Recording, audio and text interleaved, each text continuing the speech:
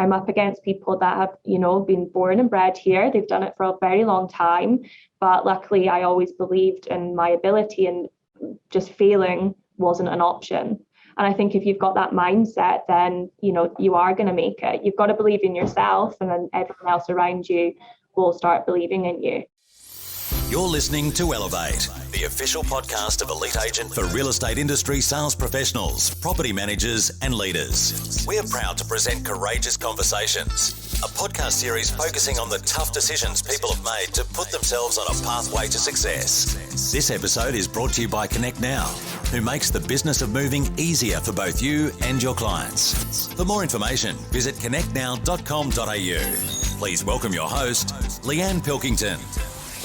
Hey everyone, Leanne Pilkington here for the latest edition of Courageous Conversations. And with me, I've got Louise Barton from Richardson Wrench in North Sydney. Hey Louise, how are you?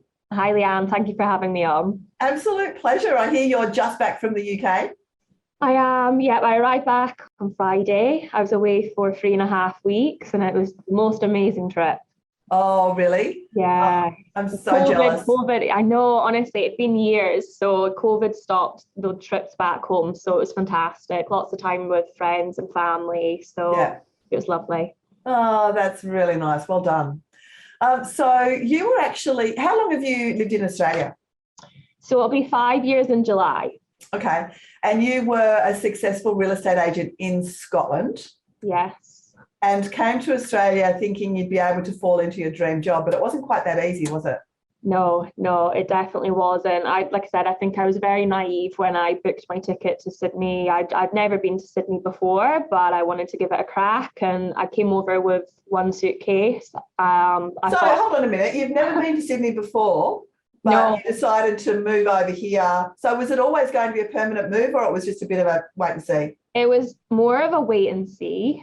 Yeah, like I said, I didn't actually even have, it was brought up actually when I was back in Scotland before. The girls said, we didn't even throw you a going away party. We didn't really celebrate the fact you were moving to Sydney, because I honestly thought, well, I could be back in 2 weeks' time.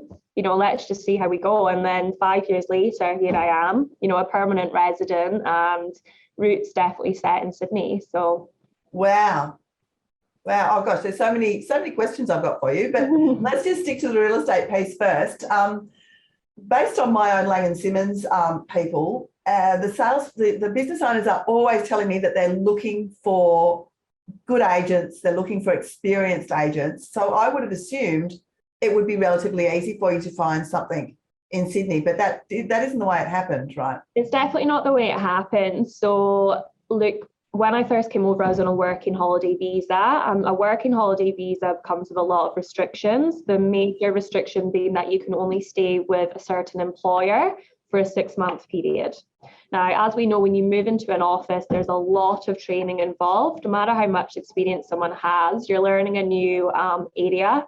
You're learning how that company goes about their business. There's lots of training, lots of money involved with training a new person. So I understand that there wasn't many people that wanted to invest that time and money in someone that could only stay for a 6-month period. However, you found someone who was going to help you with your visa? So I didn't initially, so I'm at Richardson Wrench North Sydney now, but I didn't start off with Richardson Wrench. Okay. I was temping for a while I found my feet. Yeah. And I was actually temping in recruitment, and everyone kept saying to me, you should just move into recruitment. It's the same, it's sales, it's the same as real estate, not bagging recruitment, but I absolutely adore real estate, and it was not the same. Yeah. So I ended up finding a position in the city. It was a Sydney CBD office. They were fantastic, but it was actually an initial job as an associate. So I actually came from being a standalone agent to then moving to Sydney and then almost having to restart all over again and become an associate. Is real estate very different in Scotland? No, so the legal side of things, so some processes are different. So let's be honest, you're using people skills. You're using that natural ability to negotiate and, work with people, and that's all the same. You can, if you can hold that conversation and you do have those people skills, exactly the same. Some of the sales process is different, but, much and such the same. We don't auction.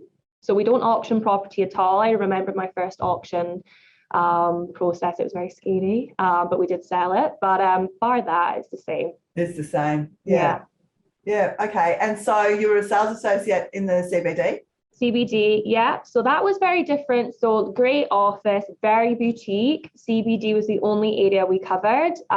Like at the time, I have to admit, I was kind of thinking, why do I have to be an associate? I've just come from being a standalone agent. But at the end of the day, I learned a lot. The team was fantastic. We're very boutique. I love the CBD, but what I started to find was that it's quite transactional, the city. I was used to dealing with so many walks of life, downsizers, upsizers, helping with first-time buyers, and very much investor heavy. I was fortunate enough to have the opportunity to go for my permanent residency just for personal factors. So I went for my permanent residency. It just all aligned that it was probably time to move on. There wasn't much room for growth where I was. It was very boutique. So I left on very good terms. And I actually left and decided to temp while I really took my time. I think I spent around 8 to 9 months meeting with so many different agencies. And for the first... Talk to me about that. So were you basically like interviewing the agencies to find where you wanted to be? It was really strange because it almost turned on its head. I was suddenly I was on a bridging visa for my permanent residency, but I finally had a little bit of power back on my side that I didn't have this restriction around how long I could stay at an agency. I could actually, I could sell myself more. Like I always trusted in my ability, but it was hard to sell someone that can only stay somewhere for 6 months. So I was in a completely different position and I made sure that I really took my time. I just, like I said, I decided to temp just so I could be, honest and just, if I had an interview that afternoon, I could take the time off to go and interview. And I met with I don't think I actually met with Lane and Simmons, but I met with lots of different agencies. And so what were you looking for? What kind of questions did you ask and what were you really looking for? I think culture's always been really important to me. I don't think if there's anyone that works within the industry that would say that money's not important because, money makes the world go round. It is important, but there's also many different factors that are important. I don't think I would have ever left the agency in Scotland if it wasn't for moving to the other side of the world. And we had a great culture. It was very family-like. And I don't want to ever find myself in a shark pit. I find that the way I work, and I've never changed the way that I carry out business from Scotland to Sydney, there's just culture is very important. And I want to make sure that the people you're working with day in and day out, have the same vision as yourself.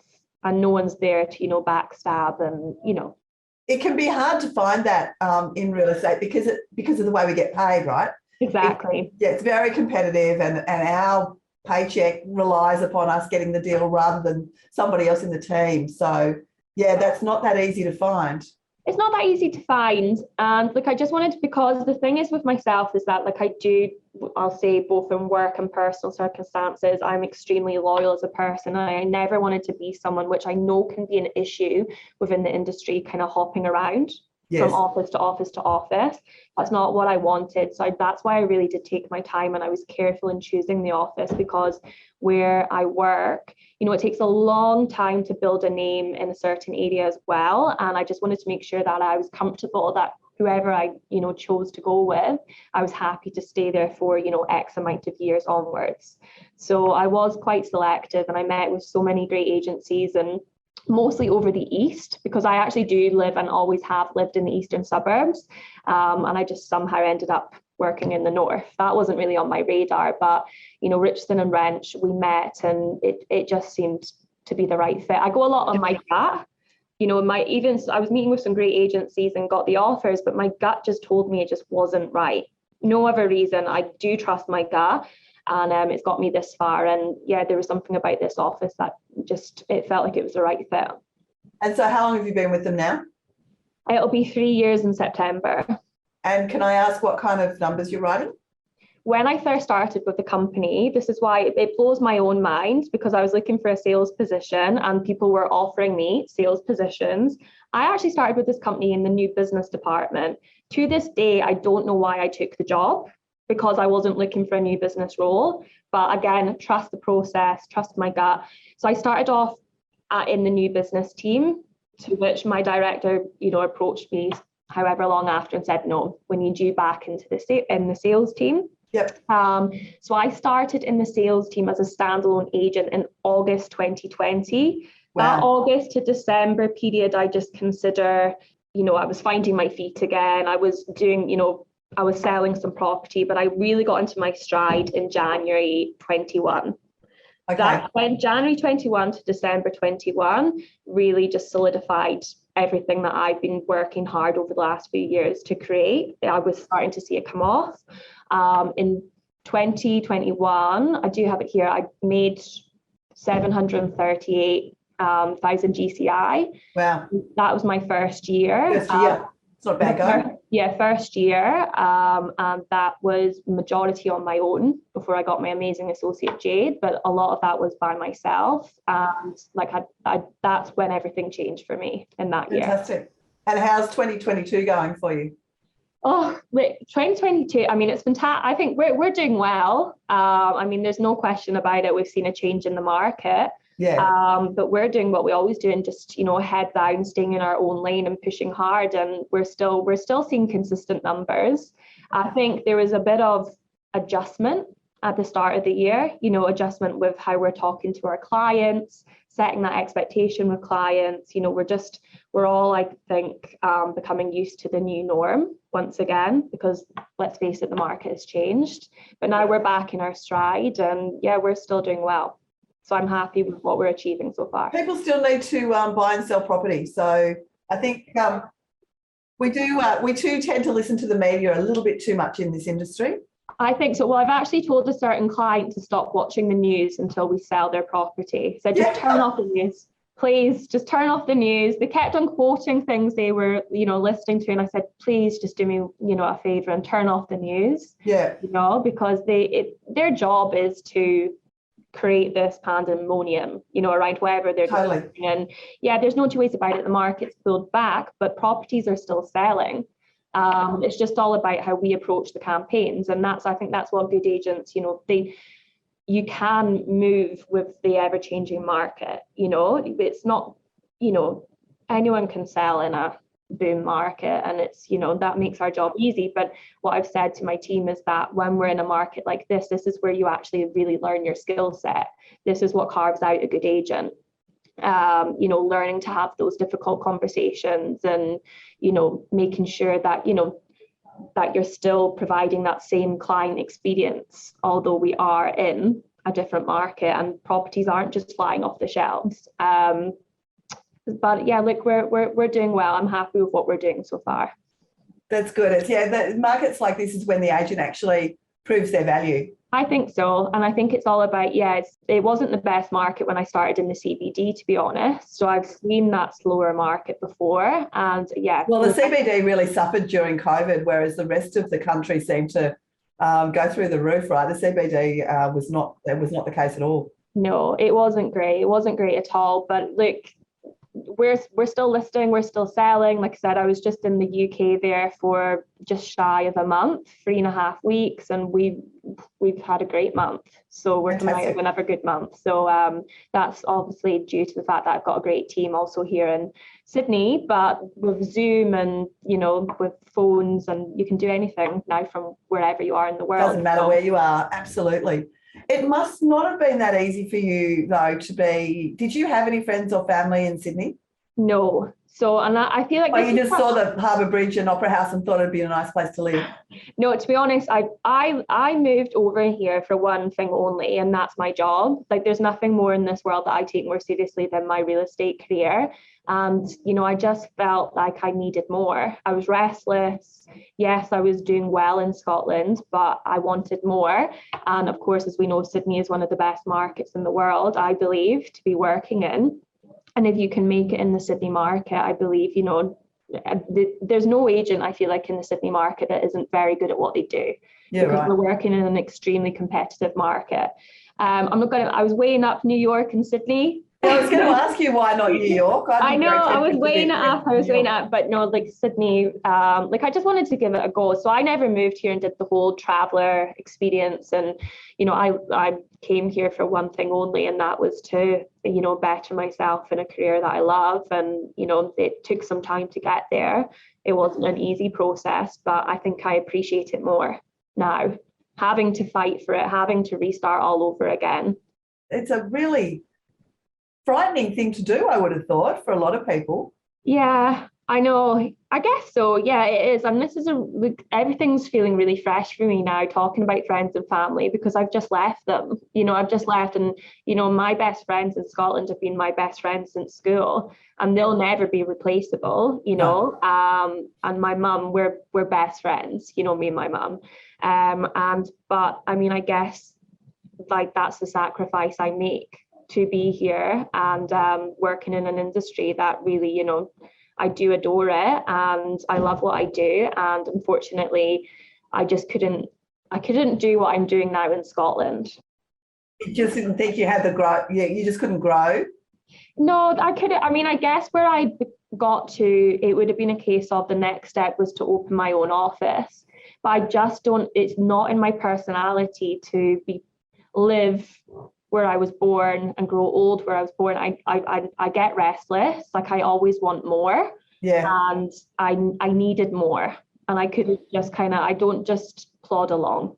And I mean, it does seem a bit extreme to move to the other side of the world, but I guess that's my personality. But I wanted to move somewhere where I would challenge myself.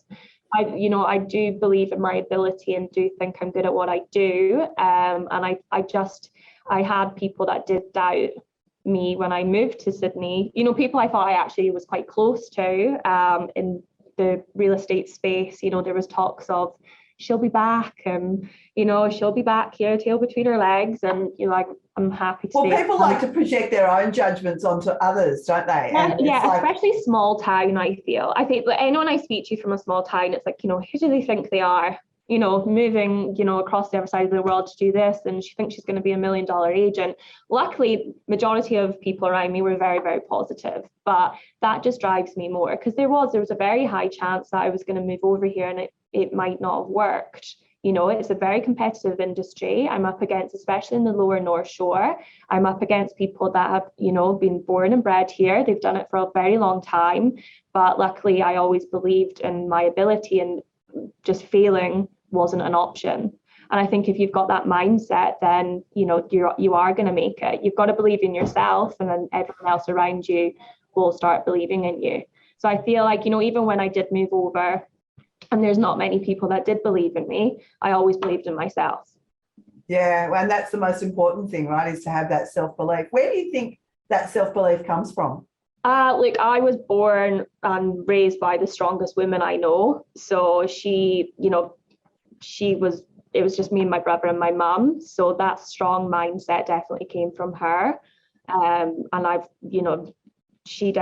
mum 100% created who I am today. So nice. Yeah. You'll have to send her a copy of this podcast. Oh yeah, she'll be listening to it, don't worry. She'll definitely. And so what does the future hold? What you're obviously very ambitious. What does the future hold for you? I want to grow our team. I really want to see, there's nothing I love more. So my associate Jade, just seeing her growth was just amazing for me. And Jade came into the industry fresh with no experience. And I want to see more people joining my team that are fresh to the industry, that do need that chance, because I find so many doors were closed on me. So that's what I want to achieve this year. I want to grow the team. I really want to fine tune everything we're doing. We are in a tricky market. I just want to focus on making sure that as we're growing the team, we're still providing that same level of customer service, which is really important to me. We're definitely not working off a transactional model. We're working off a quality model. And we are really looking to crack into that North Sydney prestige market as well. That's a personal goal of mine for this year. And so how are you going to go about that? Well, like we're doing pretty well. We've sold some quite high profile houses so far this year.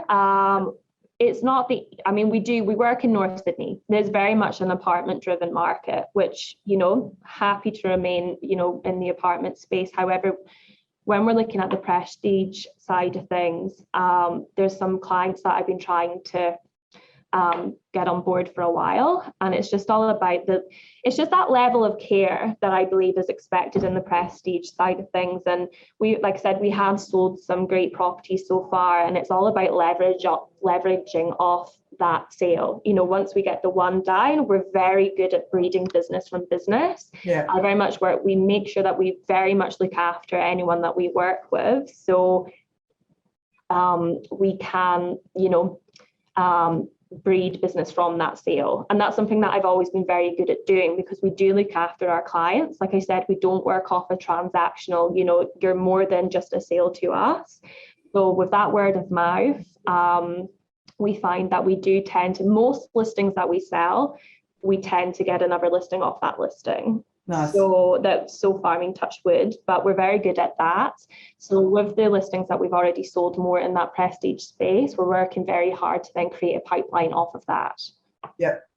But it's hard to crack, but I think that's a process. So it's more about being selective with what we take on this year.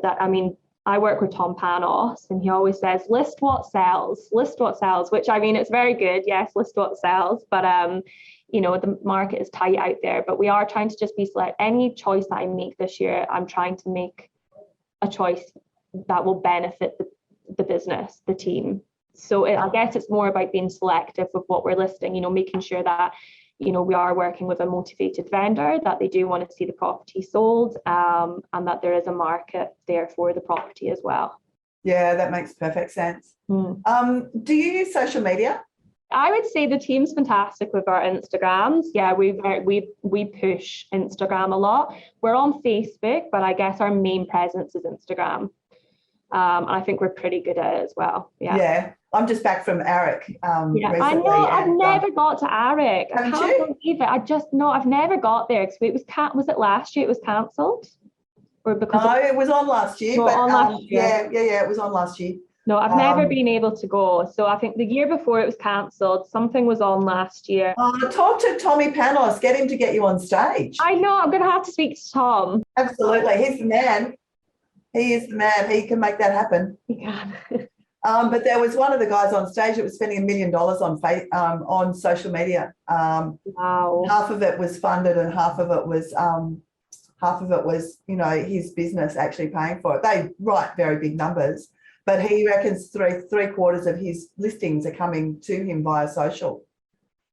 What would do you have any idea of what sort of percentage you'd be getting? So to be honest, it's more about our brand and brand awareness. I think our social media is very good for brand awareness. Like, yes. I had someone talk to a member of my team and said, Team Barton, it's very, I can't remember the wording she said now. She said, it's very basically cool. And I can't remember what she said, but it was a really nice compliment. But actually, in terms of being called and coming to listing presentation, it's only happened once. So I had someone call me once and say, oh, someone actually showed me your social media. Can you come in and appraise our property? Yeah, okay. Yeah, but what I do think we're good at is the brand, creating the brand and that brand awareness on social media. And what I do tend to find is when we list a property, that's when the client follows me. I've got a lot of my current clients on my social media. Yeah, I know there's people out there that you can work with that actually tend to push you out more and is very good at creating the listings.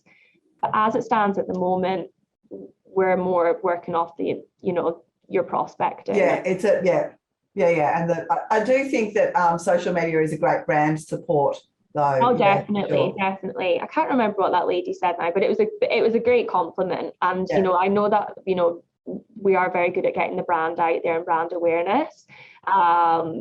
But yeah, in terms of actually getting listings from it, nothing as yet. Not so much yet. I'm sure that will change over time, though. Well, thank you so much for taking the time to talk to me. I really appreciate it. It's lovely to have a chat and get to hear more about your story. And I have no doubt that you will continue to go from strength to strength. But as long as you decide to stay in Sydney. Oh no, I'm in the middle of going for my citizenship, so I'm not going anywhere. You're not going anywhere. You are here to stay. Well, that's I'm here good to news. stay. Fantastic. So yeah, thank you so much. It's really been lovely chatting. Thank you. We hope you enjoyed this episode of Courageous Conversations, with thanks to connectnow.com.au. Don't forget to get access to all of Elite Agency's premium resources, including a detailed episode guide for this podcast. Visit joineliteagent.com.